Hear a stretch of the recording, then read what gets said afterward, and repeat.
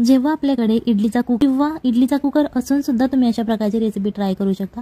खूप छान मस्त लुसलुशीत मऊ अशी इडली होतात।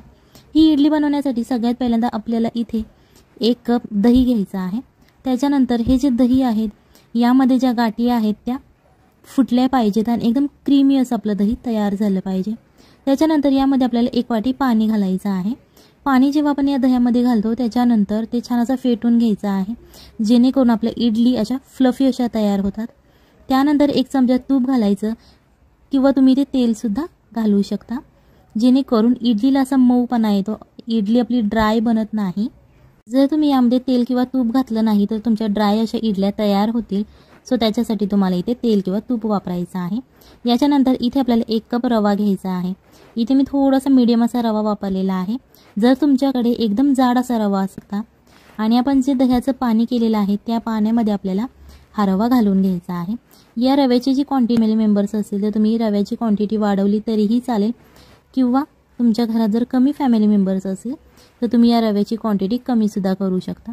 सगळ्यात पहिल्यांदा अशा प्रकारे तुम्हाला हा रवा या पाण्यामध्ये मिक्स करायचा आहे। इथे तुम्हाला पाण्याचं प्रमाण लक्षात ठेवायचं आहे। जर तुम्ही 1 कप रवा घेतला असेल तर तुम्हाला 1 कप पाणी घ्यावं लागेल। पण तुम्हाला 1 कप पाणी केव्हा घ्यायचं आहे, जर जेव्हा तुमचा रवा एकदमच जाड असेल तेव्हा तुम्हाला घ्यायचा आहे। सो 1 वाटी रवा घेतला म्हणजेच 1 वाटी पाणी घ्यायचं असं नाही। तुम्ही यामध्ये थोडं थोडं पाणी घालत आपल्या अंदाजानुसार हे पीठ मिक्स करून घ्यायचं आहे। याच्यानंतर चवीप्रमाणे आपल्याला मीठ घालायचं आहे। व्हिडिओ आवडत असेल तर लाईक करा, जेणेकरून येणाऱ्या नवनवीन व्हिडिओजचे अपडेट तुम्हाला लगेच मिळतील। सो अशा प्रकारे आता हे आपलं मिक्स करून झालेलं आहे पीठ। हे आपण 10 ते 20 मिनिटासाठी साईडला ठेवणार आहोत। जर तुमच्याकडे जास्त वेळ नसेल तर तुम्ही कमी वेळ ठेवलं तरीही चालेल। याच्यानंतर इथे आपल्याला एक पातेलं घ्यायचं आहे मोठ्या आकाराचं, त्यामध्ये आपल्याला 2 ते 2.5 ग्लास पाणी ओतायचं आहे।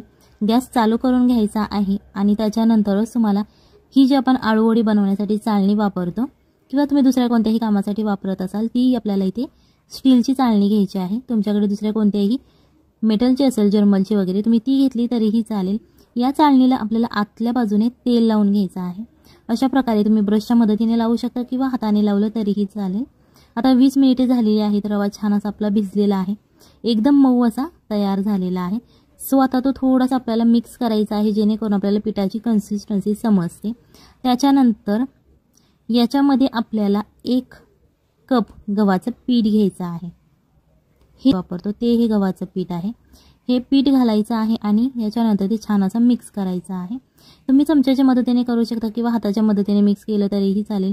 पीठ मिक्स करून झाल्यानंतर तुम्हाला दिसत असेल बघा, अशा प्रकारची ही कन्सिस्टन्सी आहे। याच्यानंतर तुम्हाला अर्धा चमचा इनो घालायचा आहे, कारण इनो घातल्याने इडली छान अशी सॉफ्ट तयार होते। तुमच्याकडे इनो नसेल तुम्ही खायचा सोडा वापरला तरीही चालेल। आता हे जे भांडं आहे आपण ठेवलेला ही चाळणी ती छान अशी गरम झाल्यानंतर त्याच्यामध्ये आपल्याला अशा प्रकारच्या मिनी इडल्या सुद्धा तुम्ही करू शकता।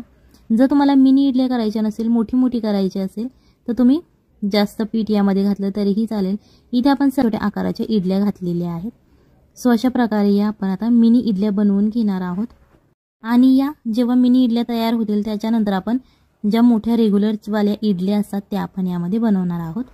लहान मुलांसाठी या मिनी इडल्या खूप छान असतात, त्यांना दिसायलाही खूप छान दिसतात त्या, आणि लहान मुले आवडीने खातात किंवा त्यांना अशा नवीन वस्तूंची म्हणजेच पदार्थांची खूप त्यांना आवड असते। नवीन एखादं इंटरेस्टिंग, दिसायला छान आणि चवीलाही छान असणाऱ्या गोष्टी त्यांना खूप आवडतात। सो तुम्ही ही रेसिपी एकदा नक्की घरी ट्राय करा, आपल्या फॅमिलीला खाऊ घाला आणि मग मला कमेंटमध्ये सांगा कशी झाली होती। अशा प्रकारे आपण जेवढे यामध्ये आकार आहे, जेवढी जागा आहे त्याप्रमाणे तुम्ही इडल्या घालू शकता। तुमच्या इच्छेनुसार आहे, कमी जास्त कसंही घालू शकता। पण आपली इच्छा खूप असते की मऊ अशी लुसलुशीत जाळीदार इडली आपल्याला बिना इडलीच्या कुक, तेव्हा ही रेसिपी तुम्ही नक्की ट्राय करू शकता।